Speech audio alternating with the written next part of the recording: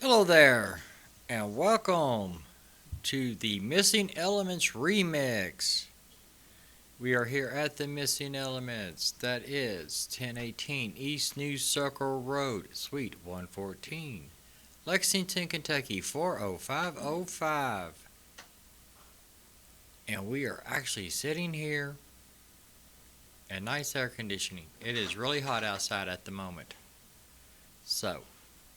But that's all fine and dandy. Because tonight we are going to be headed back to ancient Egypt. We are going to be discussing Mahat. So, in which I think she is pretty cool. But Maat was the daughter of Ra, the sun god. And if you remember the last time we were discussing ancient Egypt, he is the one that came out of the waters of Nun and did the creation of the world. And at the time that he was creating the world, he created Ma'at. And that is because Ma'at is the counterbalance to, or the balance to Nun, which was chaos and disorder. So, during her creation, she brought forth the 7 principles and 42 laws or confessions to help to live a better balanced life. The ancient Egyptian culture was deeply rooted in spirituality. The concept of Ma'at played an important role that should bring balance to both human and natural worlds. It is said that she is the thread that holds the universe together. So can you imagine that? One person holding everything together on their shoulders. Can you imagine how powerful she is?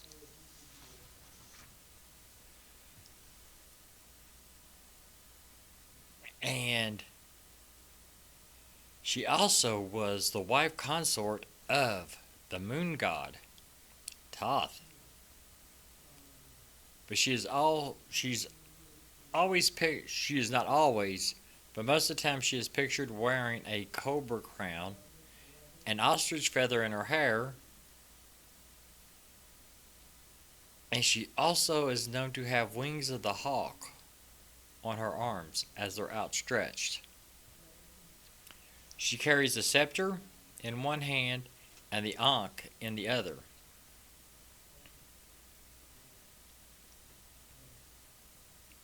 She was in the personification of truth, justice, order, and balance in life as well as death, as she would be one of the last gods to decide if you were to pass to the afterlife, or if your heart was to be devoured by the abyss. So the 7 principles of Ma'at, honestly, are plain and simple. They are truth, justice, balance, order, harmony, morality, and respect. Now, on the screen, they're going to say a different word, but they basically mean the same thing.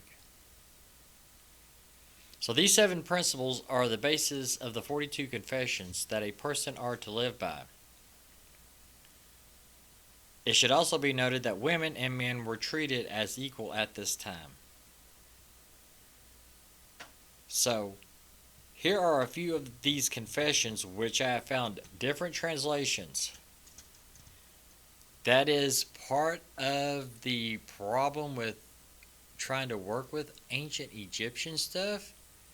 You get one person who translates it one way and one person who translates it the other way, and you're not really 100% sure about what the translation is or trying to say, so you just fill it out with your heart.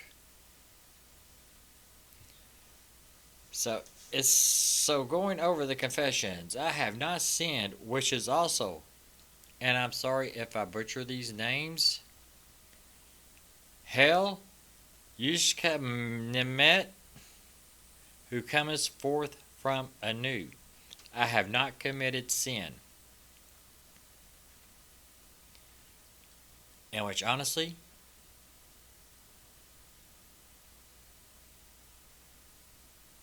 the second version makes more sense to me, since the dead were being judged by the 42 different gods and goddesses as they traveled through the underworld.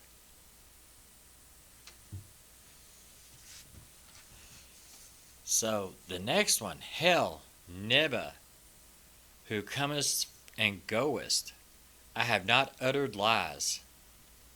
I have not behaved with violence or hatred of others.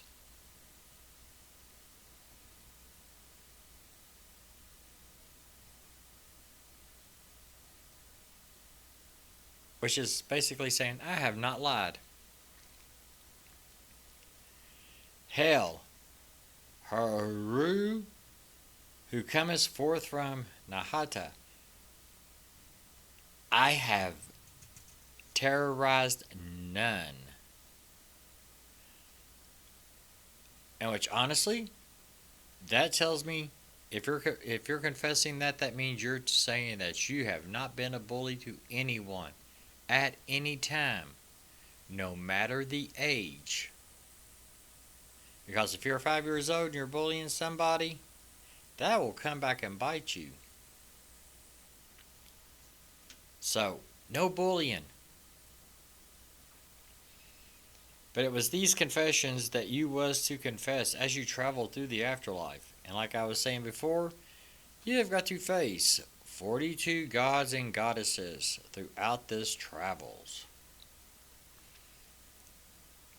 And at the end of the travels, you will be coming up to Ma'at, as well as Osiris, and finish your confessions there. Then you pull out your heart from your chest. You lay it on the scales. Mahat takes her feather out of her hair, lays it on the other scales, other part of the scales. And if your heart is light, then you were allowed to move forward with Osiris to enter into eternal life. But if your heart was heavy, it would be, which is saying that you lied when you were doing your confessions.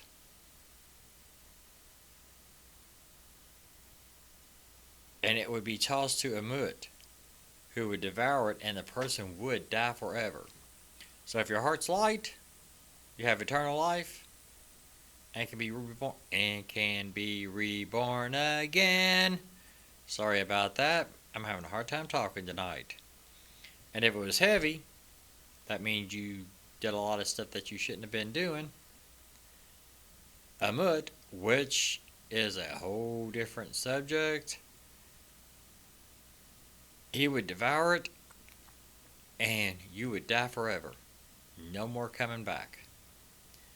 But from the 14th century before common experience, she was honored with special ceremonies such as Wampere 13, which is the feast of prolonged lifetime and making Ma'at beneficent in the temple. The priests acted as judges in her place many times. They often wore golden images of Ma'at around their necks to symbolize that they were honoring her confessions and laws. Imagine being in their places and messing up. That would be bad. It was considered to be an affront to Ma'at if a person indulged in laziness, gluttony, injustice, ungratefulness, or jealousy, because she brought balance to all facets of society.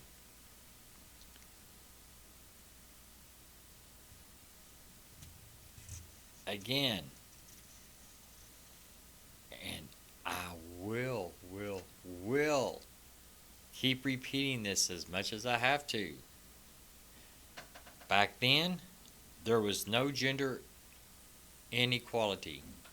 Men and women were considered to be of equal worth and value. If this was not the case, then they could not be tried the same at the time of their deaths. So basically, if a woman did something wrong, then she's going to be tried just like a man.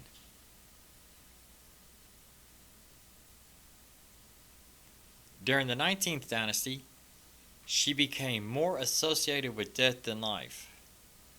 And this time she came to be known as the Mistress of Heaven. Even though she was still associated with the refreshment of the rising sun to begin a new day, she still kept everything in balance. It is the Egyptian Book of the Dead, which is an awesome book. Everybody should read this book. I love this book. And it contains the funerary texts and spells that to assist the dead through their passage through the underworld. This is where you can find the 42 Confessions of Maat. It should also be mentioned that the 42 Confessions are also known as the 42 Negative Confessions.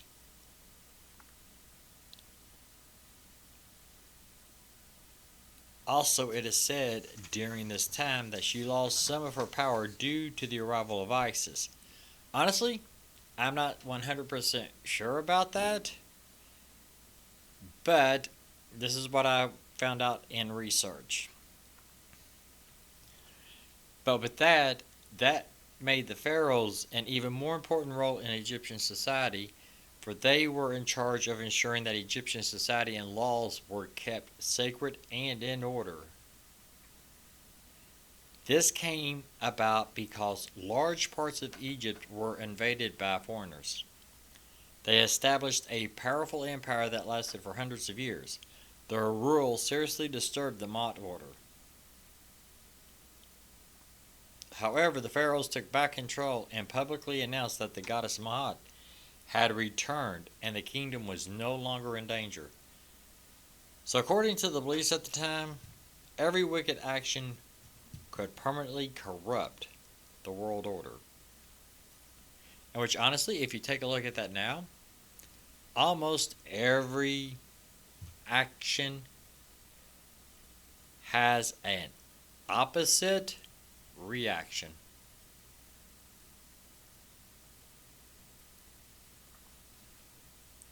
And you do one thing and tomorrow it's going to come back as something else. So it could be corrupt, it could be good. So if you do something good, that means tomorrow it can come back better. If you do something bad, it's going to come back worse. And then you're going to have to find a way to fight to make it better. So some people also equate the 42 confessions and laws of Maat to the 10 Commandments in the Christian religion, which came about roughly 2,000 years after the Maat era. I cannot claim or deny this, for that is not my right. Some archaeologists believe that the Maat was more of an ideal than an actual divinity. Regardless, it is right to assume that her principles helped the ancient Egyptians to be better, live better, and be the citizens that they thought they should be. And their lives would be a whole lot better living that way. So nowadays, you can still connect with Maat. So you can do like a guided meditation, and it is recommended that you hold a white feather in your hand while meditating when you're trying to talk to her. But you need to find a quiet spot and sit in a comfortable position. You can either sit, lay, stand, walk. Meditation is a whole different subject than anything else. because you can do it any way that you feel comfortable doing it. But if you're walking, be very careful, because while you're meditating, you need to close your eyes and visualize yourself entering the holy chamber in an ancient Egyptian temple. I've been there. That's exciting. It's very exciting. Maat welcomes you with scales in her hands. You place your heart on the scales, and she will weigh your heart against the feather of truth. If your heart is heavier than the feather, Maat will tell you what negative emotion is consuming your heart, like anger, envy, resentment. Anything that's negative, she's going to let you know. And if you're willing to release these emotions, she will place her hand over your heart, and a divine white light will shine from it through your heart. Your heart will be lighter than a feather. She will place your heart in your chest, and she will ask you to replace all the negative emotions you released with positive ones, like love, compassion, and forgiveness. I mean, that sounds fun, don't it? I mean, honestly, meeting one of the greatest women to help create the world would be awesome. But you can also give her offerings. What's best to give her for offerings is chicken, fish, cold water, eggplant, olive oil, tea with milk. I've not tried that, but I've heard it's good. Vinegar, hummus, almonds, scales, gold jewelry. What every girl wants, gold jewelry. Clear quartz, white marble, wine, fragrant incense. So, if you think Maat is calling you, then you're going to be seeing her in your dreams. Or her name's going to be mentioned here, there.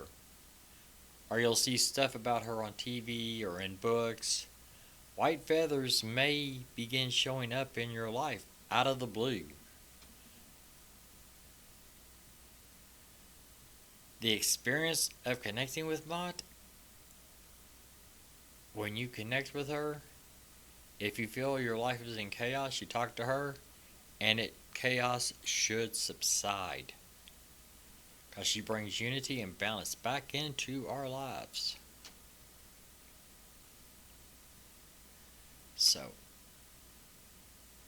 honestly, I would sit down, try to talk to her, see what she has to say. It may bring a whole lot of balance and order into your life and change chaos to something more fabulous.